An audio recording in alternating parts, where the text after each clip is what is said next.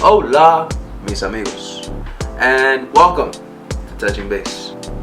Today, we're going to break down the National League West.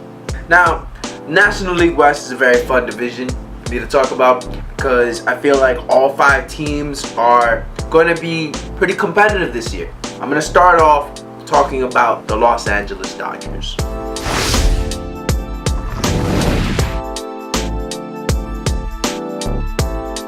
If you look at the Los Angeles Dodgers in 2019, they have a roster that's built obviously to compete for a world title, evidence from the last 2 World Series as they've lost both times.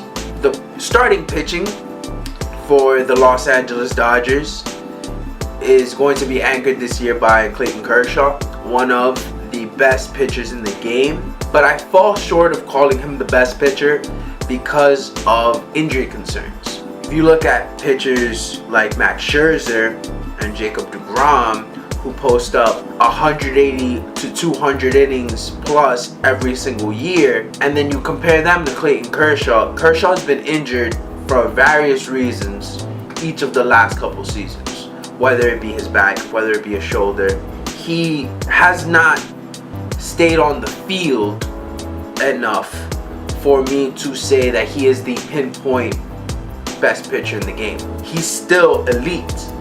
He will still post a ERA in the low 2s, but at the end of the day, part of being an elite pitcher is showing up, and you don't know if he's going to have a full season of health this year. You are going to get a full season of Corey Seager, and Corey Seager a couple seasons ago was one of the best upcoming shortstops in the game. He went down last year due to injury, Tommy John surgery, so it's not as big of a deal for position players as it is for pitchers because he didn't have to do the exact same grueling rehab, but he definitely must be raring to go after missing out and watching his team make it all the way to the World Series but fall short again. Dodgers have traded away Yasiel Puig and Matt Kemp from their teams. They also did not re-sign Yasmani Grandal, their starting catcher last year. So this team is definitely going to look different than they did last year. They have a lot of moving parts in Cody Bellinger. I feel like Cody Bellinger could be a very good first baseman, but I think his real value lies in the outfield. His versatility and his thump that he brings to the lineup. This is a guy who had 40 home runs in his rookie year. You don't teach that kind of power. You just have it in you. The team is going to be very fun to watch. They signed AJ Pollock in this offseason, which is, I feel, a very interesting, very solid addition. You don't know if you're going to get the health from him that you want, but if he posts up and gives you 150 games, it's a very solid add. I'm looking forward to watching Alex Verdugo, top outfield prospect, get some more shine. Last couple years, the Dodgers outfield has been pretty crowded. I said Yasiel Puig and Matt Kemp were there last year.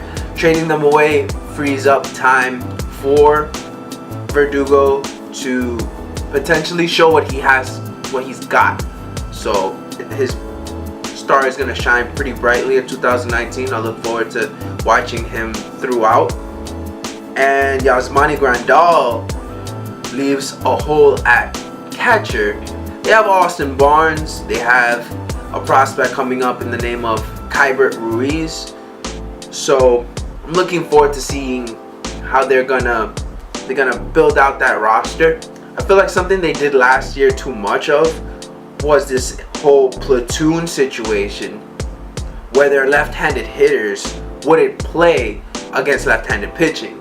If you look at Seager, Bellinger, to a lesser extent Jock Peterson, a lot of Max Muncy, a lot of their better players are left-handed hitters. You're not gonna go anywhere if your best hitters aren't playing against left-handed pitching. It's too easy to game plan against you. You look at Chris Sale, David Price of the Boston Red Sox, they ate them up last year because they didn't play against left-handed pitching. So I feel like the Dodgers are going to have a very good year. I feel like the Dodgers still have a very formidable roster, top to bottom. Kenley Jansen coming back as their closer. Probably has a chip on his shoulder from the way that 2018 ended. And he wants to come out and prove that not only is he an elite closer, he is one of the best there is. This team is going to be a force to be reckoned with. This team has won the division the last number of years, so they obviously know what they're doing. The rest of the division has improved, so I'm looking forward to seeing how they're going to compete.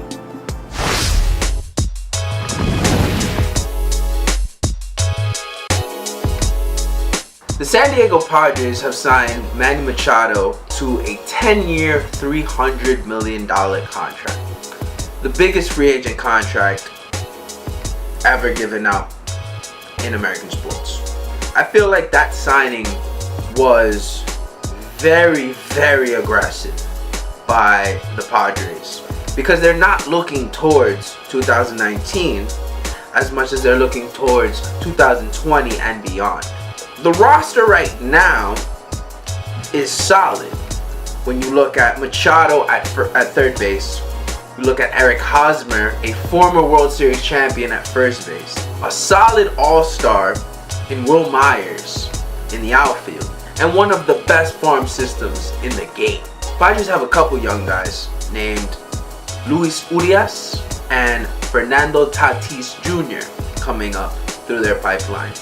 Urias making his major league debut last year, and Tatis Jr. expected to make his debut during the 2019 season. Fernando Tatis Jr.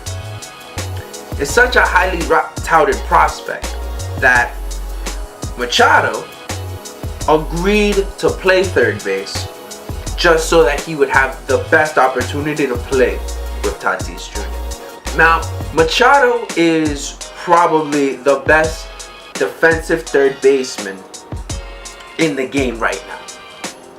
If it's not him, he's tied with Nolan Arenado of the Colorado Rockies, which I'll get a little more into coming down.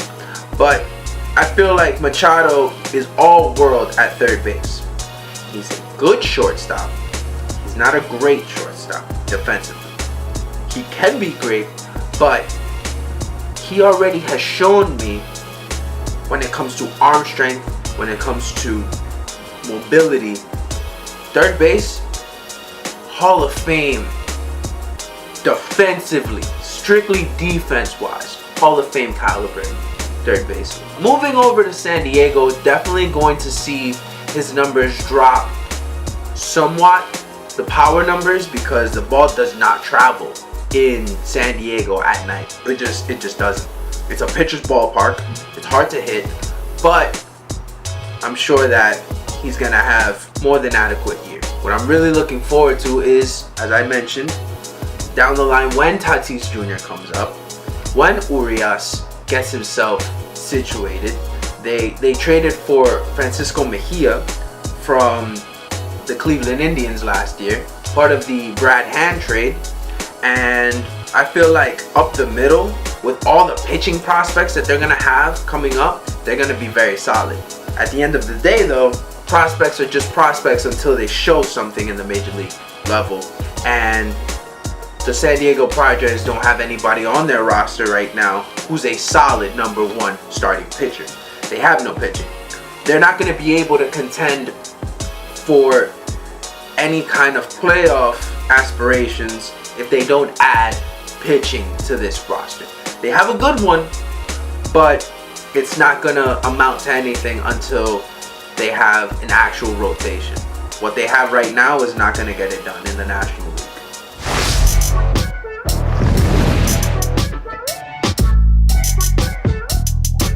One team that does have a pretty good pitching rotation is the Colorado Rockies. The Colorado Rockies made the playoffs last year as a wild card, and they're very exciting to watch. If you look at pitchers like Kyle Freeland and John Gray, Herman Marquez. I feel like that's a very good start to your rotation, those three. I feel that Freeland didn't get as much support in the Cy Young as he should have, but when your ERA is in the 2s, pitching in Colorado, the ball never comes down in Colorado. It is crazy how easy it is to hit home runs in Colorado. And these boys were posting up every 5 days, pitching their hearts out, getting their teams to the playoffs. Now, they didn't get as far as they wanted to, but they have a pretty good roster. The elephant in the room, though, is their best player, Nolan Arenado, is in his last year under contract. Do they want to extend him?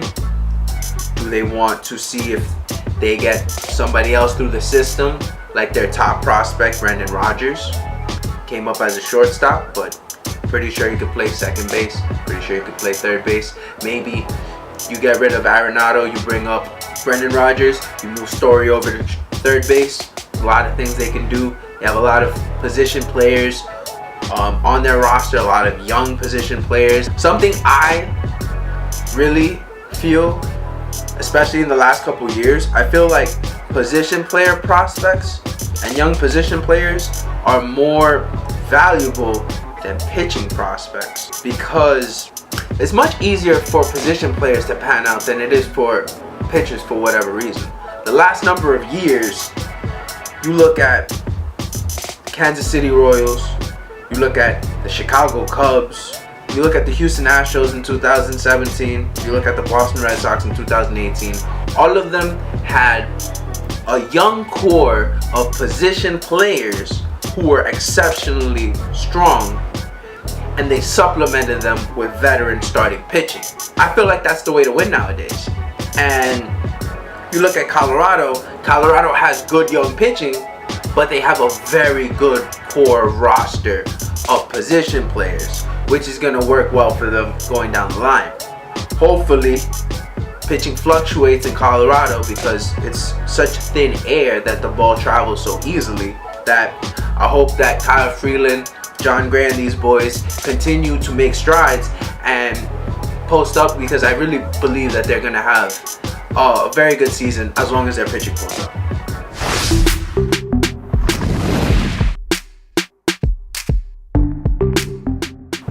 Speaking of pitching, speaking of expiring contracts, Madison Bumgarner of the San Francisco Giants is also in his walk year. The San Francisco Giants are a very interesting team in that they could either be really competitive or the interest levels they will get at the trade deadline. They have a veteran infield anchored by their all-star catcher Buster Posey. Very good defensively up the middle with Brandon Crawford and Joe Panik. And a very promising young outfielder in Steven Dugar, as well as some top prospects coming up like Helio Ramos, another outfielder. Bumgarner has had a couple of freak injuries the last couple of years, but at the end of the day, he's very reliable when he's on the field. You know what you're going to get. 200 innings, solid postseason contributor, one of, if not the best postseason pitcher I've seen in my lifetime. They're going to be a very strong team if they stay healthy, but their biggest concern is their rotation. After Bumgarner is not as for sure what you're going to get. You don't know when Cueto is going to be back. You don't know what you're going to get from Samardzija. They could be very good or they could be very mediocre. I'm looking to see what they have. Honestly, I don't believe they're going to be a playoff relevant team this year. And I do believe they are going to trade Madison Bumgarner at the deadline and replenish their team in areas needed depth-wise.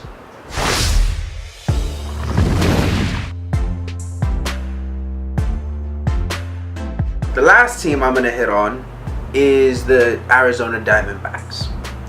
The Diamondbacks traded away their franchise player, Paul Goldschmidt, this offseason to the St. Louis Cardinals. And after that trade, they're still sporting a pretty solid Major League roster. Jake Lamb former third baseman, is now going to shift over to first base. Eduardo Escobar, which they traded for last year, becomes their everyday third baseman. They still have Peralta and Souza Jr. in the outfield. They have Chris Owings and Ketel Marte up the middle. So they have a very solid young position player group, which is supplemented with a rotation that starts with Zach Greinke and Robbie Gray. Zach Greinke's not going to throw 95 past you anymore. What he will do is he will vary speeds and different breaks on his pitches to give you different looks and keep you constantly on your toes. It's very hard to square him up. Although he does play in Arizona, a much more hitter-friendly ballpark, he's shown over the last couple years the ability to pitch not only in Arizona, Colorado, to a lesser extent LA in the daytime. But I feel like it all revolves around where does Robbie Ray fall into this. I feel like Robbie Ray, if he makes strides, a couple seasons ago, he was an all-star, had probably a career year. Last year, injuries set him back a little, but he will definitely be looking to show health and show consistency. Archie Bradley at the end of games is a solid closer. I do like the idea of them using him more of a fireman, getting out the big outs before the ninth inning, and using Brad Boxberger as their set closer, just because I feel like Archie Bradley stuff plays better in more high leverage situations, as opposed to using him specifically for the ninth inning. You look at some of the better teams in baseball, they have solid bullpens up and down, and they don't need one person in any specific role. They use their more high-octane guys in more important spots. So I do like what they're doing down there.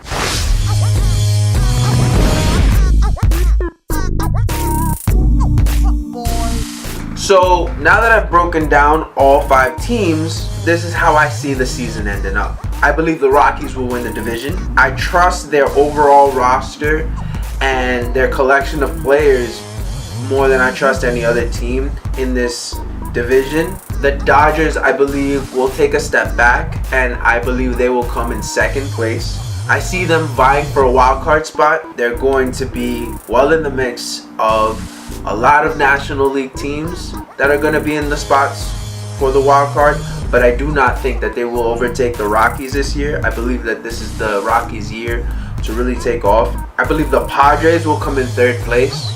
I feel like the addition of Manny Machado and the impending call-up of Fernando Tatis Jr. will really invigorate this organization.